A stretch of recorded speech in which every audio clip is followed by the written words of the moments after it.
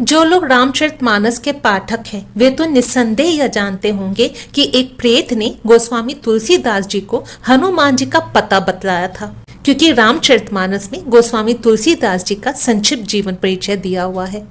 परंतु जो लोग ये कथा नहीं जानते हैं, सर्वप्रथम उनके लिए यहाँ संक्षिप्त रूप से यह कथा बताया जा रहा है।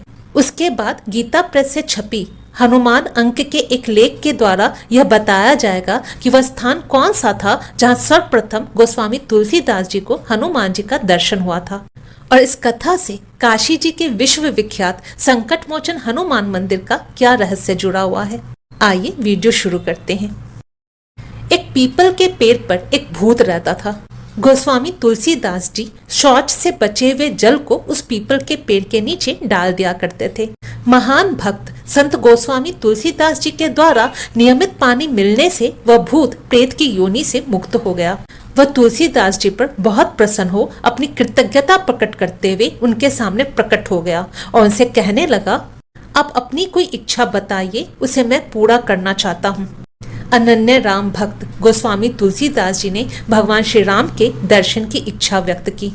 वह प्रेत कहने लगा कि भगवान के दर्शन कराने की योग्यता तो मेरे में नहीं है, परंतु हाँ, मैं राम भक्त हनुमान जी से मिलने का उपाय बता सकता हूँ।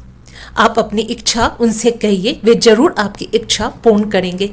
उपाय बताते हुए उस भूत ने कहा कि एक मंदिर है जहाँ प्रतिदिन रामायण की कथा होती है और हनुमान जी प्रतिदिन उस कथा को सुनने आते हैं। हनुमान जी उस कथा में अत्यंत दीन मलिन एक कोढ़ी का रूप बनाकर आते हैं। वे कथा में सबसे पहले आते हैं और कथा समाप्त होने पर सभी के चले जाने के बाद सबसे अंत में जाते हैं।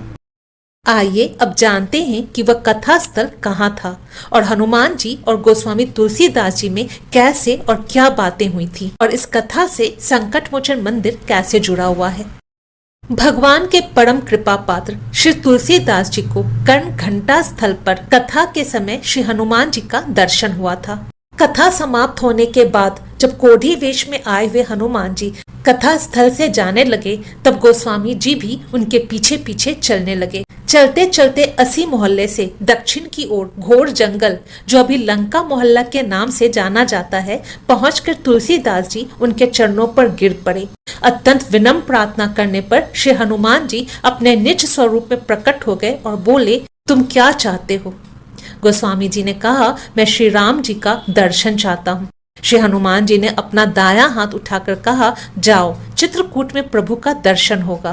पुनः अपने बाएं हाथ को अपने हृदय पर रखकर बोले, हम दर्शन करा देंगे। फिर गोस्वामी जी ने कहा, प्रभु आप इसी रूप में भक्तों के लिए यहीं पर निवास करें। श्री हनुमान जी ने तथास्तु कहा और वे वहीं विराजमान हो गए। यही मूर्ति श्री संकट मोचन श्री हनुमान जी हैं। यह मूर्ति गोस्वामी तुलसीदास जी के तप एवं पुण्य से प्रकट हुई स्वयंभू मूर्ति है। इस मूर्ति में हनुमान जी दाएं हाथ से भक्तों को अभय दान कर रहे हैं और बायां हाथ उनके हृदय पर स्थित है, जिसका दर्शन केवल पुजारी जी को सर्वांग स्नान के अवसर पर होता है। श्री विग्रह के नेत्रों से भक्तों पर अनवरत कृपा की वर्षा सी होती रहती है। जय श्री हरि। यदि यह वीडियो आपको अच्छी लगी तो इसे लाइक, शेयर और कमेंट करें। साथ ही चैनल को जरूर सब्सक्राइब करें। जय श्री हरि।